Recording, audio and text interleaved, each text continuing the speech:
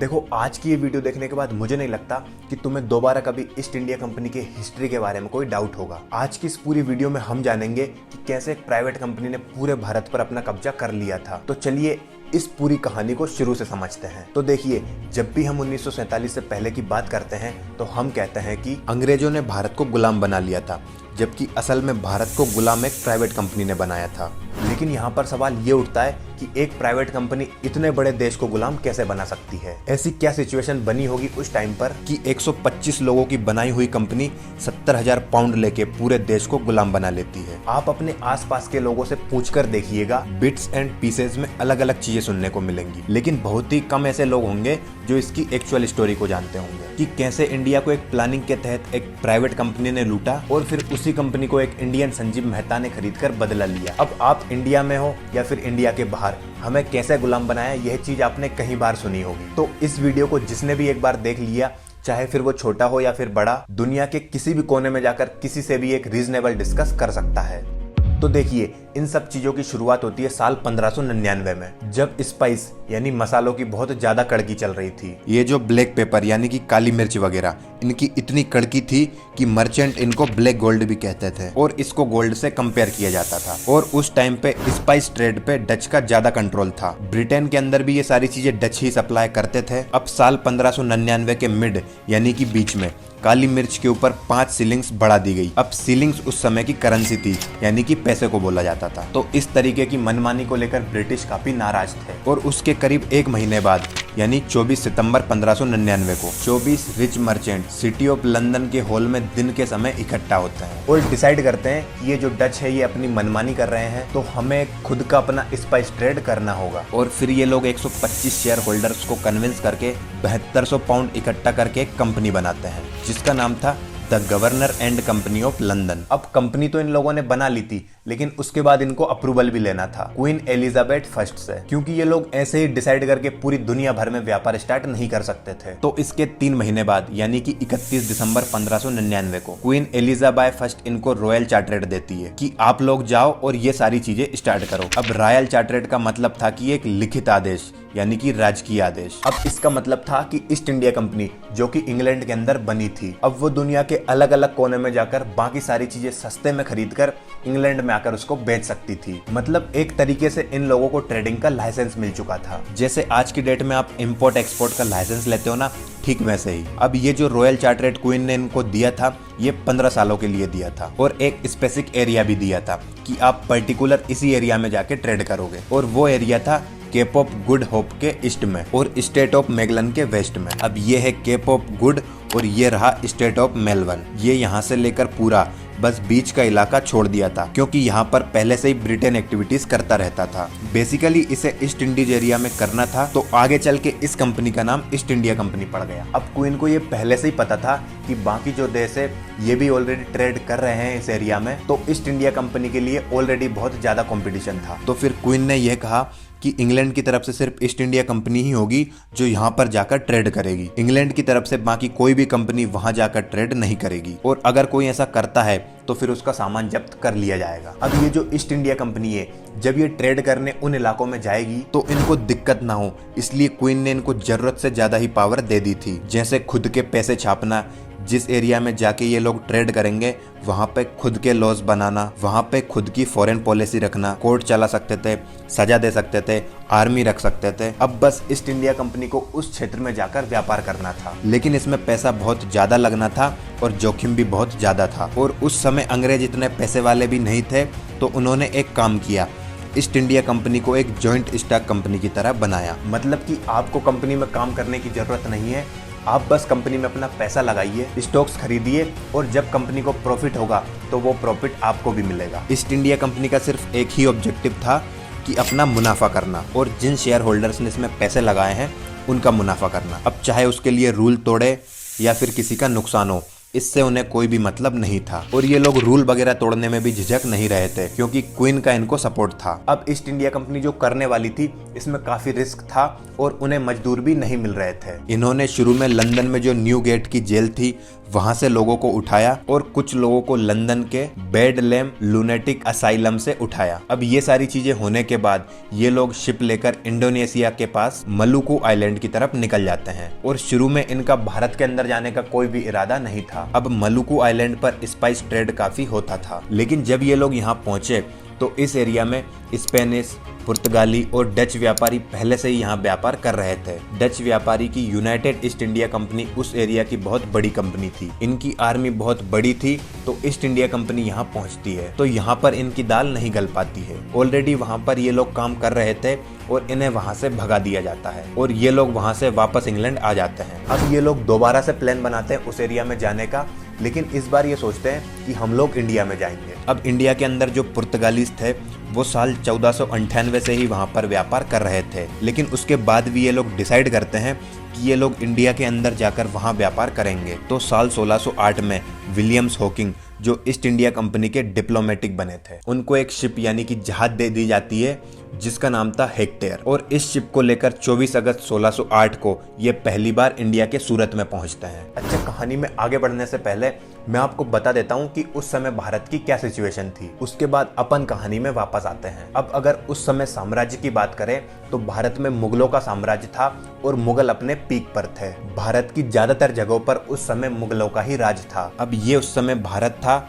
और ये जो ग्रीन वाला हिस्सा है ये पूरा मुगल एम्पायर था। भारत की लगभग सारी ही जगहों पर मुगल्स राज कर रहे थे और नीचे जो ये एरिया बच रहा है यहाँ पर बाकी राजा राज कर रहे थे। अब ये जो पूरा मुगल एम्पायर था इसको एक हेड करता था यानी कि चलाता था, उसको बादशाह कहते थे। और ये जो पूरा मुगल एम्पायर था ये 12 सूबों में बटा हुआ था। जैसे आज की डेट में राज्य होते हैं ना, बिल्कुल वैसे ही वो भी बटा हुआ था। प्रोविंस जो थे इनको गवर्नर यानी कि सूबेदार हेड करते थे और गवर्नर का यह काम था कि वहाँ की जो आम जनता वगैरह थी उससे टैक्स वगैरह लेना, और जो पूरा मुगल एम्पायर था उसको देती थी। और इस तरीके से जो मुगल एम्पायर की जो सेना वगैरह थी वो पूरी मेंटेन होती थी। और उस समय जो ब्रिटेन था वो भारत की तुलना में गरीब देश था और उस समय भारत को एक इंडस्ट्रियल पावर हाउस माना जाता था। और एक दो एरिया में नहीं बल्कि पूरी दुनिया में टेक्सटाइल मैन्युफैक्चर था। अभी जैसे चाइना पूरी दुनिया का 28% मैन्युफैक्चरिंग का हिस्सा पैदा करता है, ऐसे ही उस समय भारत अकेला 25% करता था। और पूरे यूरोप की इकोनॉमी को आप जोड़ दो,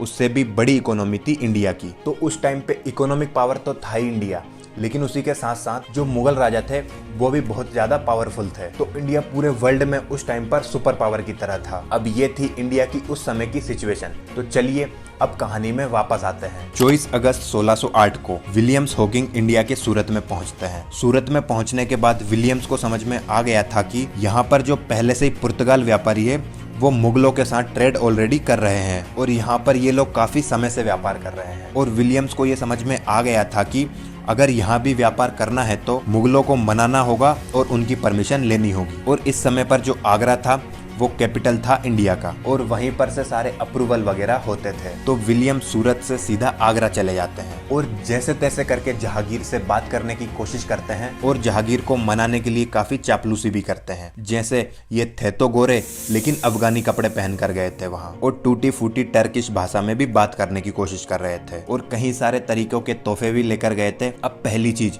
जो मुगल्स थे वो अंग्रेजों के साथ व्यापार करके पुर्तगाली व्यापारियों को नाराज नहीं करना चाहते थे, और दूसरी चीज मुगल्स अंग्रेजों को काफी गवार समझते थे तो इनको बिल्कुल भी इंटरटेन नहीं किया। बस जब ये जा रहे थे तो इनको एक आर्मेनियन क्रिश्चियन वाइफ गिफ्ट कर दिया था। इधर जो ईस्ट इंडिया कंपनी के जो ऑफिशियल्स थे वो कोशिश कर रहे थे कि कुछ बात बन जाए, और उधर ब्रिटेन में 24 मार्च 1603 को क्वीन एलिजाबेथ फर्स्ट की डेथ हो जाती है यानी कि मृत्यु हो जाती है, और सेम डे ब्रिटेन के नए राजा बनते हैं किंग जेम्स। इसके बाद जो ईस्ट इंडिया कंपनी के डायरेक्टर थे वो किंग जेम्स से मिलते हैं और उनसे वो रिक्वेस्ट करते हैं कि अगर वो ऑफिशियल डिप्लोमेट भेजेंगे तो उनकी बात शायद ज़्यादा सीरियस ली जाएगी और हो सकता है उन लोगों का काम बन जाए। अब किंग जेम्स जो थे वो इनकी बात को मान जाते हैं और 18 दिसंबर 1615 को अपने एक ऑफिशियल एम्बेसडर थॉमस रो को शिप से सूरत भेजते हैं। अब थॉमस एक स्मार्ट आदमी था, उसने विलियम्स हॉकिंग की तरह गलतियां नहीं की थी। वो डायरेक्ट जहांगीर से जाकर मिला और उसने जहांगीर को इंग्लैंड से व्यापार करने के फायदे समझाए। उसने समझाया कि जब ईस्ट इंडिया कंपनी यहाँ पर आकर व्यापार करेगी तो वो सालाना तुम्हें भी पैसा देगी और इससे तुम्हें भी फायदा होगा। अब जहांगीर को थॉमस की बात समझ में आ जाती है और 3 साल लगातार ट्राई करने के बाद जहांगीर एक शाही फरमान जारी करते हैं जिसमें लिमिटेड एरिया में ईस्ट इंडिया कंपनी को ट्रेड करने के लिए अलाउ कर दिया जाता है और इसके बदले में ईस्ट इंडिया कंपनी साल का पैसा देगी। तो सबसे पहले सूरत में फैक्ट्री खोलने का अलाउ करते हैं विद लिमिटेड ट्रेडिंग राइट्स। अब इसके बाद सर थॉमस वापस इंग्लैंड चले जाते हैं। इसके बाद जो ईस्ट इंडिया कंपनी के डायरेक्टर थे उनको समझाते हैं कि मुगल्स बहुत ज्यादा पावरफुल है और इनसे लड़ाई करके कोई फायदा नहीं है, इसलिए तुम अंदर लैंड में घुसने की बजाय जितने भी बाहरी पोर्ट्स है यानी कि बंदरगाह है वहां पर से अपना ट्रेड स्टार्ट करो और इंडिया से सस्ते में सामान खरीदकर यूरोप में महंगे में बेचो। तो ईस्ट इंडिया कंपनी का जो काम था वो इंडिया के अंदर चालू हो गया था, लेकिन इनके जो एम्बेसीज थे वो बहुत ज़्यादा बड़े थे। तो इन्होंने गोलकोंडा के सुल्तान से बात करके आंध्र प्रदेश के मछलीपट्टनम में अनुमति लेके दूसरी फैक्ट्री खोल ली। इसके बाद साल 1620 में पटना में इन्होंने तीसरी कंपनी खोली, लेकिन वो चली नहीं तो 1 साल के अंदर ही उसे बंद करनी पड़ी। ईस्ट इंडिया कंपनी को शुरू में इंडिया के अंदर ऑप्शंस बहुत कम मिल रहे थे, लेकिन आने वाले 20 सालों तक इन्हें जहां जहां भी मौके मिले इन्होंने अपना जो व्यापार का धंधा था वो बहुत तेजी से बढ़ाया। अब जिस भी एरिया में ये लोग थे वहाँ अपनी पकड़ बहुत मजबूत कर रहे थे, क्योंकि अब जहाँ जहाँ पर ये लोग व्यापार कर रहे थे वहाँ डेवलपमेंट भी होता जा रहा था। तो वहाँ के जो आसपास के लोग बाग भी थे वो भी उस एरिया में ज़्यादा सेटल हो रहे थे। अब इसके बाद साल आता है 1640 और तब तक ये लोग अपने पैर काफ़ी अच्छे तरीके से जमा चुके थे। इनको एहसास हुआ कि विजयनगर साम्राज्य जो है वो काफ़ी कमज़ोर होता जा रहा है। तो अभी तक तो ये लोग लड़ाई वगैरह नहीं कर रहे थे, बस एरिया देखकर राजा को अलग अलग तरीकों से लालच देते थे और अपना काम निकालते थे। तो यही सेम चीज इन्होंने विजयनगर के राजा के साथ भी करी। कोई लड़ाई झगड़ा नहीं किया, उनको कन्विंस किया कि उनका कैसे फायदा हो सकता है और इस एरिया में जाके व्यापार करने की बात करी। और फायदे की बात सुनकर राजा ने इनको 3 माइन्स जगह भी दे दी। और ये जो एरिया था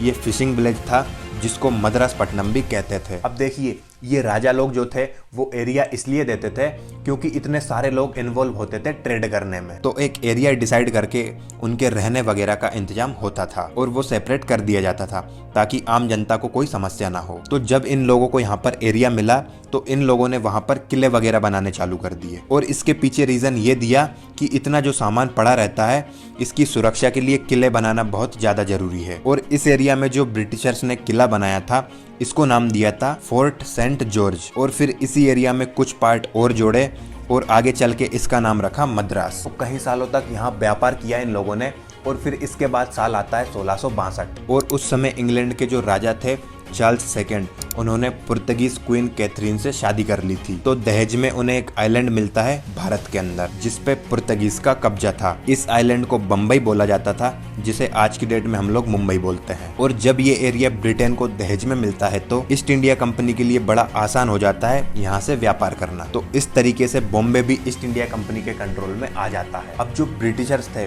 वो व्यापार करके कमा तो रहे थे लेकिन सारे के सारे सी पोर्ट्स पर ट्रेड कर रहे थे क्योंकि मुगल जो थे वो इनको घुसने नहीं दे रहे थे। उस पर्टिकुलर टाइम पे बंगाल का जो एरिया था इंडिया के अंदर उसमें आज के टाइम पे ओडिशा, बंगाल, बांग्लादेश और बिहार आता था। ये एरिया उस टाइम इंडिया में ही नहीं बल्कि दुनिया भर में सबसे फेमस था। यहाँ पर फसल बहुत अच्छी पैदा होती थी और बक की टेक्सटाइल मैन्युफैक्चरिंग उफान पे थी। तो यही रीजन था कि ईस्ट इंडिया कंपनी शुरू से ही बंगाल में ट्रेड करना चाहती थी और आगे चल के यही चीज इंडिया की पूरी हिस्ट्री को बदल के रख देती है। तो उस समय पर बंगाल सूबे का जो गवर्नर था शाहिस्ता खान, जो कि मुगल एम्पायर औरंगजेब का मामा था और ईस्ट इंडिया कंपनी को ये ज्यादा पसंद नहीं करता था। तो स्पेशली इसको मनाने के लिए बंगाल के अंदर अच्छे से व्यापार कर पाए तो इसलिए east India company William hedges को भेजती है और विलियम्स काफी हद तक इस चीज में कामयाब भी हो जाते हैं और एग्रीमेंट वगैरह करके छोटे लेवल पे व्यापार चालू भी कर देते हैं। अब होता क्या है कि साल 1681 में ईस्ट इंडिया कंपनी का डायरेक्टर चेंज हो जाता है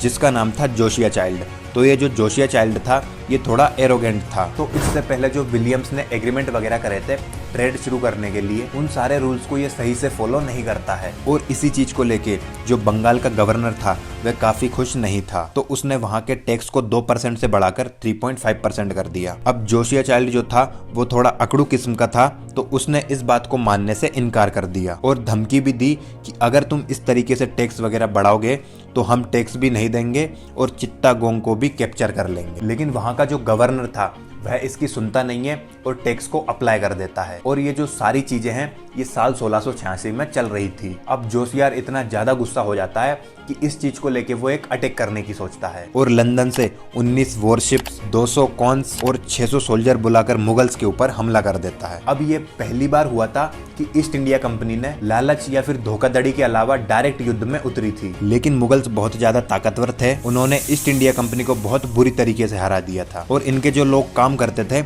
उनको सूरत और ढाका में कैदी बनाकर रख लिया था और इनकी जो फैक्ट्रीज वगैरह थी इन सभी को भी इन्होंने अपने कब्जे में ले लिया था और सूरत की फैक्ट्री को बंद कर दिया था और बॉम्बे में जो ये लोग व्यापार कर रहे थे वहां पर भी इन्होंने अपना कब्जा कर लिया था। अब ये जो वो टाइम था जब ईस्ट इंडिया कंपनी को ये समझ में आ गया था कि इन्होंने बहुत भारी गलती कर दी थी, मतलब इन्होंने जो इतने सालों की मेहनत की थी वो पूरी पानी में चली गई थी। लेकिन ब्रिटिशर्स बहुत ज्यादा शातिर थे, इन्होंने बिल्कुल भी ईगो नहीं दिखाया बल्कि उल्टा माफी मांगनी चालू कर दी। यहाँ तक कि ये लोग उनके पैरों में तक भी गिर गए थे। कई सालों तक इन्होंने माफी भी मांगी थी।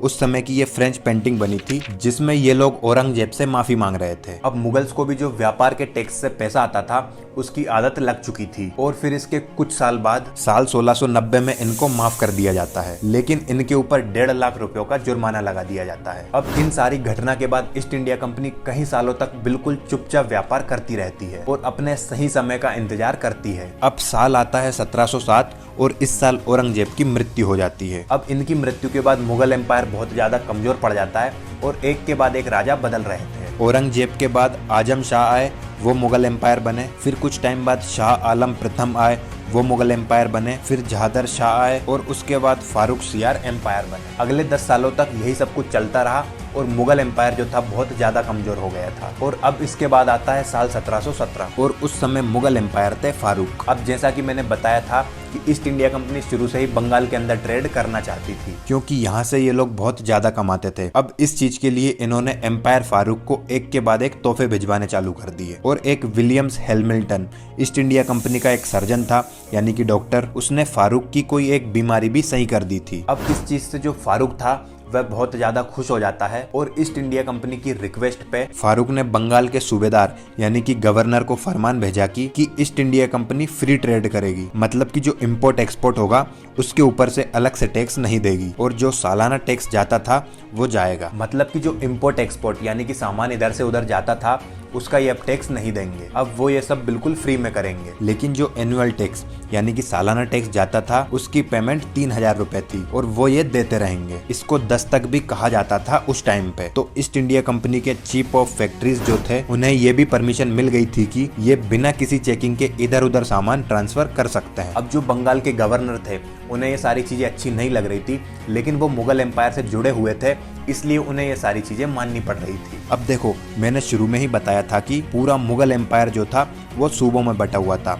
यानी कि प्रोविंस में बटा हुआ था और हर सूबे यानी कि प्रोविंस को गवर्नर संभालते थे। तो जब मुगल एम्पायर कमजोर पड़ने लगा और वहाँ के जो राजा थे वो टिक नहीं पा रहे थे तो इसमें से कई सारे जो सूबे थे वो मुगल एम्पायर से अलग हो गए थे यानी कि इंडिपेंडेंट होके एज अ किंगडम ऑपरेट करने लगे थे और जो गवर्नर थे उन्होंने अपने आप को नवाब बना लिया था। अब ऐसे ही बंगाल के जो गवर्नर थे उन्होंने भी खुद को इंडिपेंडेंट यानी कि आजाद कर लिया था मुगलों से और खुद को नवाब घोषित कर दिया था। लेकिन उसके बाद भी वो मुगल एम्पायर को टैक्स देते थे और बल्कि कुछ सूबों ने तो टैक्स तक देना बंद कर दिया था। तो टैक्स बंद होने की वजह से जो मुगल एम्पायर था वो बहुत ज्यादा कमजोर पड़ गया था। अब इसी बीच में जो मराठा और सिख थे उन्होंने भी मुगल एम्पायर के ऊपर हमले किए और ये जो सारा एरिया था वो अपने पास रख लिया और इसी के साथ साथ दिल्ली के आसपास भी बहुत सारे छोटे छोटे किंगडम्स बन गए थे। साल 1707 में औरंगजेब की डेथ हुई थी तो पहले ये मैप था और उसके मरने के बाद आगे चल के सिर्फ यही मुगल रूल एरिया बचा था। मुगलों का पूरा खजाना खाली हो चुका था। मुगल एम्पायर्स के पास रेवेन्यू का सिर्फ एक ही सोर्स बचा था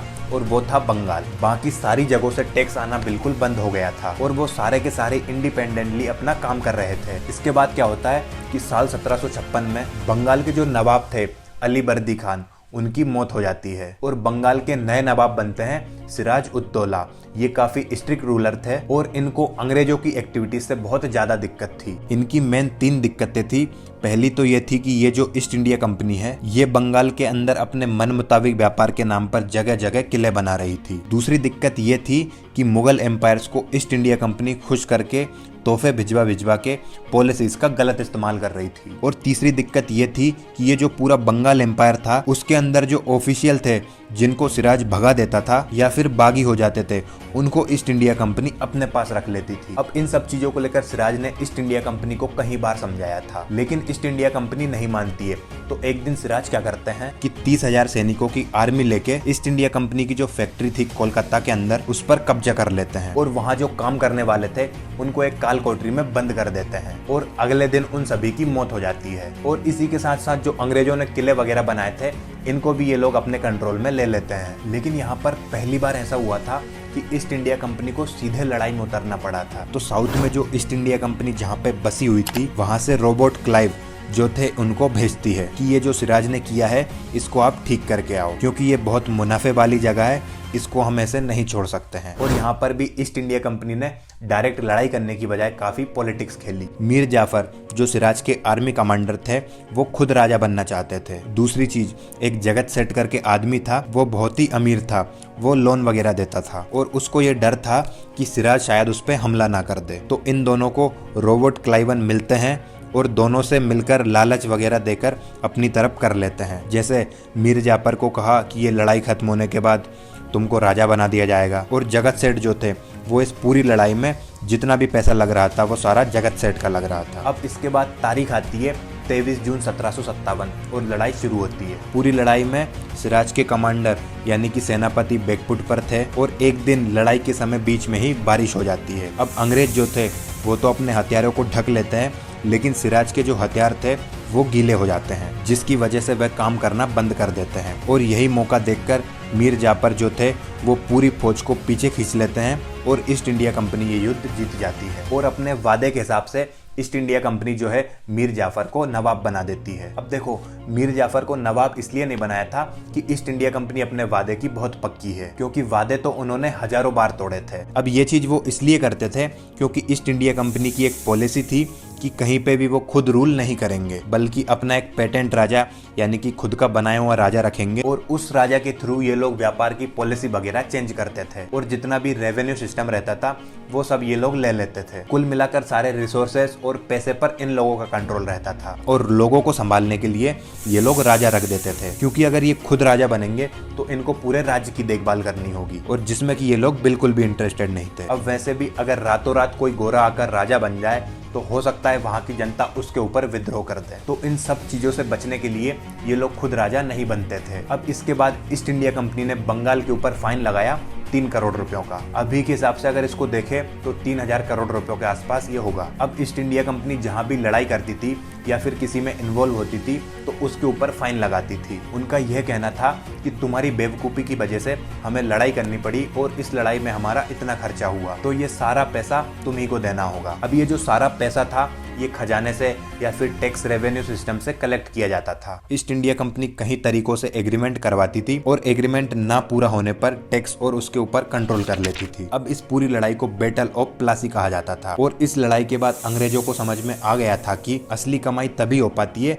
जब पॉलिटिकल कंट्रोल होता है। बैटल ऑफ प्लासी के बाद ये जो सारा एरिया था वो अंग्रेजों के कंट्रोल में आ गया था। अब इसके बाद साल आता है 1764 और उस टाइम पे जो अंग्रेजों ने बंगाल का नवाब बना रखा था उसके ऊपर भी जनता का बहुत प्रेशर आने लगता है, क्योंकि ईस्ट इंडिया कंपनी बहुत ज्यादा पैसे और रिसोर्सेज ले रही थी बंगाल का, तो इससे लोगों का भी बहुत ज्यादा प्रेशर बन रहा था इन सारी चीजों की वजह से। बंगाल के जो नवाब थे वो अवध के नवाब और Mughal empire East India Company के खिलाफ लड़ाई शुरू कर देते हैं। इसको बैटल ऑफ बक्सर भी बोला जाता है, लेकिन यहाँ पर भी इनकी कोऑर्डिनेशन सही नहीं थी, तो ये लड़ाई भी ईस्ट इंडिया कंपनी से ये लोग हार जाते हैं। इसके एक साल बाद 1765 में ट्रीटी ऑफ इलाहाबाद हुई, जिसमें रॉबर्ट क्लाइव जो थे उन्होंने खुद को बंगाल का गवर्नर और कमांडर ऑफ चीफ घोषित कर दिया था। इसके साथ साथ जितने भी दीवानी राइट्स थे ईस्ट इंडिया कंपनी ने खुद के पास रख लिए थे। मतलब अब बंगाल के अंदर जितना भी रेवेन्यू कलेक्ट होगा उस पे ईस्ट इंडिया कंपनी का कंट्रोल होगा। इन्होंने बिहार, बंगाल और ओडिशा से इतना ज्यादा टैक्स कलेक्ट किया कि वहां पर कुछ बचा ही नहीं।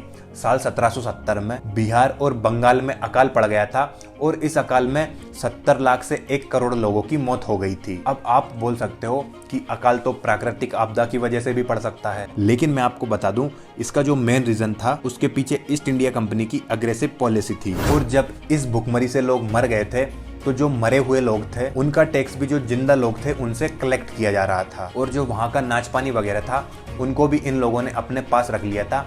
मतलब उस एरिया में लोग बाग भूख से मर रहे थे, और वहाँ से सारा पैसा लूटने के बाद ईस्ट इंडिया कंपनी आराम से इसे ब्रिटेन पहुंचा देती थी और खुद दिन ब दिन और ज्यादा ताकतवर होती जा रही थी। बैटल ऑफ बक्सर के बाद यह सारा एरिया अंग्रेजों के कंट्रोल में आ गया था। नॉर्थ इंडिया में पूरी तरीके से अंग्रेजों का कब्जा हो चुका था, लेकिन इनका ग्रीड यानी कि लालच जो था वो खत्म नहीं हो रहा था। बाकी जो साउथ का एरिया है वहाँ पर कैसे कब्जा किया जाए, वहाँ का जो व्यापार है उसे भी अपने कंट्रोल में कैसे लाया जाए, इन सारी चीजों पर इनका दिमाग चल रहा था। तो देखिए ये जो इलाका है यह है मैसूर, और ये जो सी राइट्स है इसको मलाबार कोस्ट कहते हैं, और यहाँ से ट्रेड होता था। और मैसूर के जो राजा थे वो इस पर कंट्रोल करते थे। और ये जो पोर्ट है मैंने जो मलाबार कोस्ट बताया है इस पर अंग्रेजों की नजर थी। अब मैसूर के जो राजा थे वो थे हैदर अली और उनके बेटे जिनका नाम था टीपू सुल्तान। ये लोग ईस्ट इंडिया कंपनी की कोई भी एक्टिविटी मैसूर के अंदर नहीं होने देते थे, और इन सारी चीजों की वजह से जो ईस्ट इंडिया कंपनी थी वो मलाबार कोस्ट पे व्यापार नहीं कर पा रही थी। अब इसके पीछे एक तो रीजन ये था कि मैसूर का जो राजा था उसको ईस्ट इंडिया कंपनी की हरकतों के बारे में पता था, और दूसरी चीज ये थी कि इस कोस्ट से जो मलाबार कोस्ट था यहाँ के राजा फ्रेंच कंपनीज के साथ व्यापार करते थे, तो वहाँ पे उनके संबंध खराब ना हो इसलिए अंग्रेजों से ये लोग दूर ही रहते थे। और यही सारी चीजों की वजह से 1761 में युद्ध हुआ मैसूर के राजा और ईस्ट इंडिया कंपनी के बीच में, और इसमें हैदर अली ने ईस्ट इंडिया कंपनी को बहुत बुरी तरीके से हरा दिया था। फिर 1780 में फिर से युद्ध हुआ, इसमें फ्रेंच ने भी मदद की थी। तो हैदर अली के बेटे टीपू सुल्तान और इस लड़ाई के बीच ही हैदर अली की मौत हो जाती है। तो इसके बाद टीपू सुल्तान राजा बनते हैं और साल था 1783। अब क्योंकि ये सब कुछ लड़ाई के बीच में ही हुआ था तो इस लड़ाई के बीच में टीपू सुल्तान के हाथ से बहुत सारा एरिया निकल जाता है और जो कि ईस्ट इंडिया कंपनी को चला जाता है। लेकिन उसके बाद एग्रीमेंट हो जाता है, और फिर भी टीपू सुल्तान को ये पता था कि ये जो लड़ाई है ये अंग्रेजों से दोबारा होनी है, और इस बार वो तैयारी करना शुरू कर देते हैं। टीपू सुल्तान एक मॉडर्निस्ट टेक्नोक्रेट थे, वो फ्रेंच से नए नए हथियार इंपोर्ट कर रहे थे यानी कि मंगा रहे थे, और अपनी एक सेना तैयार करने लगे।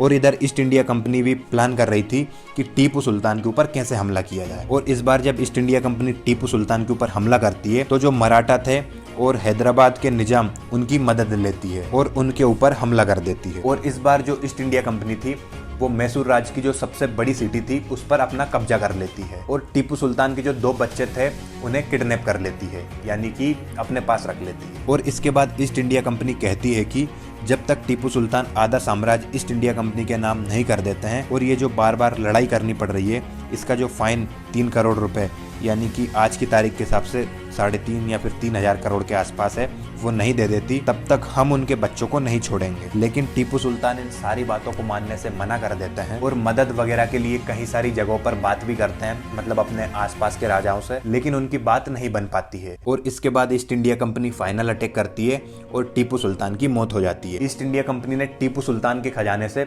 लगभग 2 मिलियन यूरो, अगर आज की तारीख में हम हिसाब लगाएं तो लगभग 1800 करोड़, इतने सारे रुपयों का सोना चुराया था, मतलब उस पर कब्जा कर लिया था, और कुछ आभूषण वगैरह भी लूट लिए थे। इसके बाद ईस्ट इंडिया कंपनी ने 1803 में मुगल साम्राज्य दिल्ली पर भी अपना कब्जा कर लिया था, और तब तक मुगल सल्तनत एकदम खत्म भी हो चुकी थी। बादशाह के पास अब कोई भी कमाई का जरिया नहीं बचा था क्योंकि पूरा जो रेवेन्यू था वो ईस्ट इंडिया कंपनी के पास जाता था। और दिल्ली पर भी अपना कंट्रोल लेने के बाद जिनकी मदद लेकर ईस्ट इंडिया कंपनी ने टीपू सुल्तान को हराया था उन पर भी हमला कर देती है। बहुत सारी लड़ाइयाँ होती है मराठाओं और ईस्ट इंडिया कंपनी के बीच में, और आखिर में ईस्ट इंडिया कंपनी मराठाओं पर भी अपना कब्जा कर लेती है। इसके बाद आगे चल के सिख एम्पायर पर भी कब्जा कर लेती है। अब साल 1847 में ईस्ट इंडिया कंपनी एक कानून बनाती है, और इस लॉ के हिसाब से अगर किसी इंडियन राजा की मौत हो जाती है और उसका कोई भी वारिस नहीं है तो वो ईस्ट इंडिया कंपनी के कंट्रोल में आ जाएगा। और इस रूल की वजह से उदयपुर, झांसी और अवध जैसे राजा थे वो भी कंपनी के कंट्रोल में आ गए थे, और ऐसे कर करके ईस्ट इंडिया कंपनी ने पूरे भारत पर अपना कब्जा कर लिया था। जिसके बाद इंडिया जो था, जिसको ईस्ट इंडिया कंपनी इधर उधर अपने तरीके से चला रही थी, उस इंडिया को ब्रिटिश एम्पायर का पार्ट बना देती है। अब इस एक्ट के आने के बाद ईस्ट इंडिया कंपनी की जो पावर थी वो खत्म हो जाती है। अब डायरेक्ट जो ब्रिटिश सरकार थी वो इंडिया को कंट्रोल करने लगी थी और ब्रिटिश काउंट ने इंडिया के पूरे एडमिनिस्ट्रेशन को टेक ओवर कर लिया था। और इससे पहले ईस्ट इंडिया कंपनी की जितनी भी टेरिटरीज थी ये सब कुछ ब्रिटिश सरकार ने अपने अंडर में ले लिया था। देखिए, अगर मैं सीधी भाषा में कहूँ तो ईस्ट इंडिया कंपनी ने एक प्लानिंग के तहत भारत के अंदर डाका डाला था। इन्होंने जितनी भी जीत हासिल करी थी वो सभी धोखेबाजी, रिश्वत और फर्जी कागजात बनाकर करी थी। पहले ईस्ट इंडिया कंपनी ने पूरा एक प्लेटफॉर्म तैयार किया और फिर बाद में ईस्ट इंडिया कंपनी को हटाकर ब्रिटिश सरकार डायरेक्ट भारत पर राज करने लगी। अंग्रेजों ने बहुत ही भारी लूट मचाई थी इंडिया के अंदर। ये अपने आप में बहुत ही शॉकिंग है कि इवन आज की तारीख में जिला न्यायाधीश ऑफिसर को भी कलेक्टर कहा जाता है। ये कलेक्टर वर्ड अंग्रेजों के समय पे यूज होता था। ईस्ट इंडिया कंपनी ने खुली लूटपाट करी थी और देश को भुखमरी पर लाकर खड़ा कर दिया था। अब रही बात ईस्ट इंडिया कंपनी की, तो आज की डेट में इसे एक भारतीय राजीव मेहता ने खरीद लिया है और आज की डेट में ये कंपनी लग्जरी टी, कॉफी वगैरह बनाती है। सो दैट्स इट, ये पूरी कहानी थी ईस्ट इंडिया कंपनी की। आई होप आपको ये वीडियो पसंद आया होगा और लाइक, कमेंट, शेयर, सब्सक्राइब जरूर करना। बाकी मिलते हैं अगली वीडियो में। बाय।